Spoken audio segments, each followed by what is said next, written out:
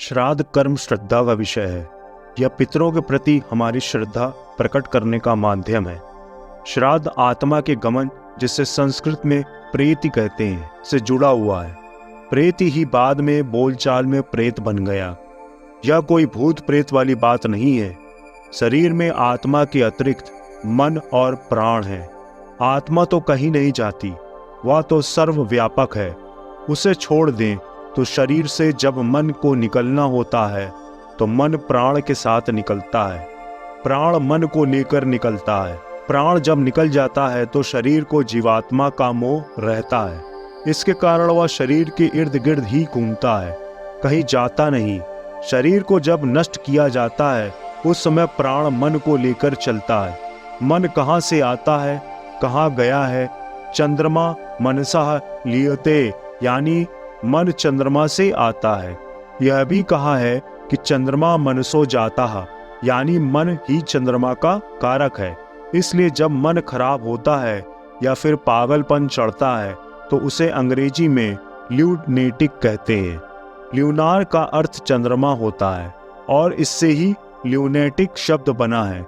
मन का जुड़ाव चंद्रमा से है, इसलिए हृदयाघात जैसी समस्याएं पूर्णिमा के दिन अधिक होती हैं। चंद्रमा वनस्पति का भी कारक है। रात को चंद्रमा के कारण वनस्पतियों की वृद्धि अधिक होती है, इसलिए रात को ही पौधे अधिक बढ़ते हैं। दिन में वे सूर्य से प्रकाश संश्लेषण के द्वारा भोजन लेते हैं और रात चंद्रमा की किरणों से बढ़ते हैं। वह अन्न जब हम खाते हैं उससे रस बनता है, रस से आशक्ति यानी रक्त बनता है, रक्त से मांस, मांस से भेद, मेद से मज्जा और मज्जा के बाद अस्थि बनती है। अस्थि के बाद वीर बनता है, वीर से ओज बनता है, ओज से मन बनता है। इस प्रकार चंद्रमा से मन बनता है। इसलिए कहा गया है कि जैसा खाओगे अन्न वैसा बनेगा मन। मन जब जाएगा तो उसकी यात्रा चंद्रमा तक की होगी। दाह संस्कार के समय चंद्रमा जिस नक्षत्र में होगा मन उसी ओर अग्रसर होगा। प्राण मन को उस ओर ले जाएगा।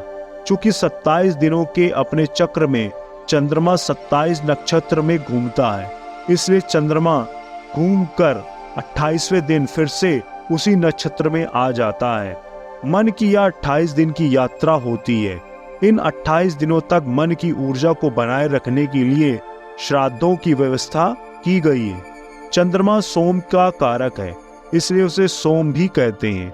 सोम सबसे अधिक चावल में होता है। धान हमेशा पानी में डूबा रहता है।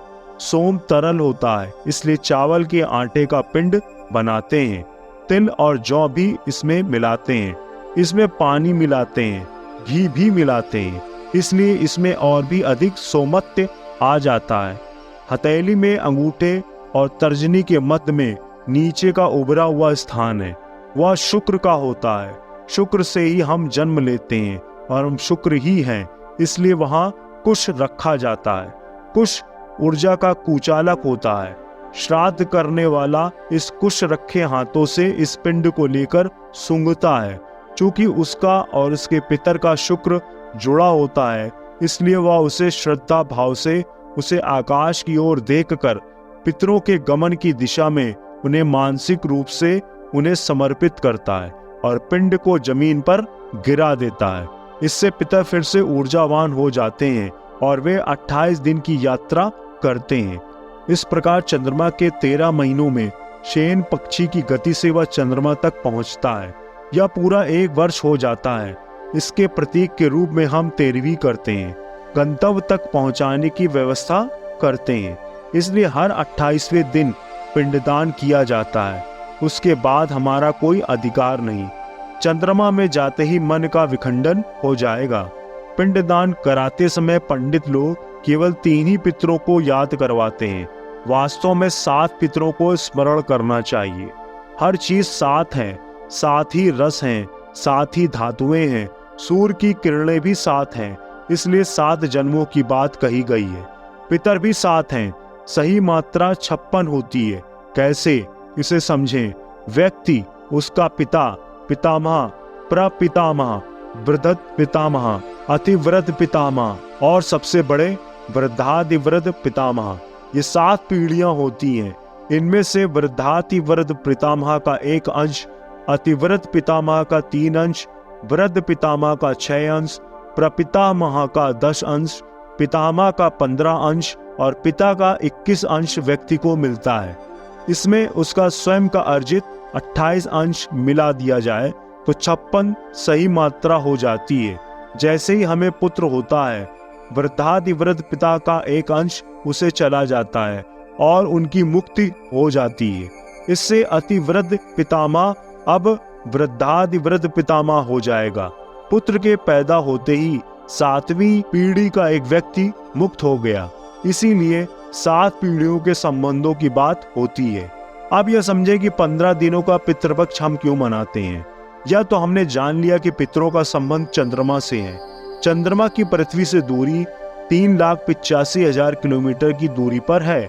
हम जिस समय पितृपक्ष मनाते हैं, यानी कि अश्विनी महीने के पितृपक्ष में, उस समय 15 दिनों तक चंद्रमा पृथ्वी के सर्वाधिक निकट यानी कि लगभग 3,81,000 किलोमीटर पर ही रहता है। उसका परिक्रमा पथ ही ऐसा है कि वह इस समय पृथ्वी की सर्वाधिक निकट होता है। इसलिए कहा जाता है कि पितर हमारे निकट आ जाते हैं। शतपथ ब्राह्मण में कहा है कि विभु उद्भागे पितरो वसंती, यानी विभु अर्थात चंद्रमा के दूसरे हिस्से में पितरों का निवास है। चंद्रमा का एक पक्ष हमारे सामने होता है जिसे हम देखते हैं, परंतु चंद्रमा का दूसरा पक्ष हम कभी नहीं देख पाते। इस समय चंद्रमा दक्षिण दिशा में होता है। दक्षिण दिशा को यम का घर माना गया है। आज हम यदि आकाश को देखें तो दक्षिण दिशा में 2 बड़े सूर्य हैं जिनसे विकिरण निकलता रहता है। हमारे ऋषियों ने उसे श्वान प्राण से चिन्हित किया है। शास्त्रों में इनका उल्लेख लघु श्वान और वृहत श्वान के नाम से है। इसे आज कैनिस माइनर और कैनिस मेजर के नाम से पहचाना जाता है। इसका उल्लेख अर्थवेद में भी आता है।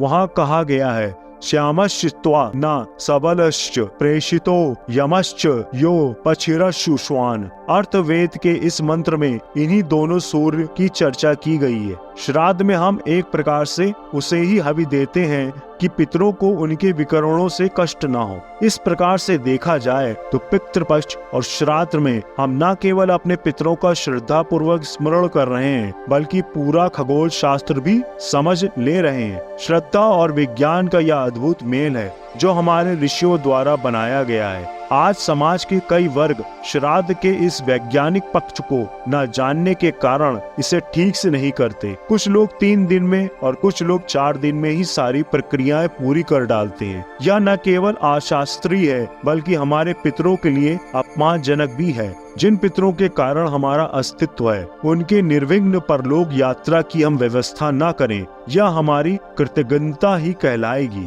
पितर का अर्थ होता है पालन या रक्षण करने वाला। पितर शब्द पा रक्षणे धातु से बना है। इसका अर्थ होता है पालन और रक्षण करने वाला। एक वचन में इसका प्रयोग करने से इसका अर्थ जन्म देने वाला पिता होता है और बहुवचन में प्रयोग करने से पितर यानी सभी पूर्वज होता है। इसलिए पितर पक्ष का अर्थ यही है कि हम सभी 7 पितरों का स्मरण करें। इसलिए इसमें 7 पिंडों की व्यवस्था की जाती है। इन पिंडों को बाद में मिला दिया जाता है। ये पिंड भी पितरों की वृद्धावस्था के अनुसार क्रमशः घटते आकार में बनाए जाते थे, लेकिन आज इस पर ध्यान नहीं दिया जाता। धन्यवाद।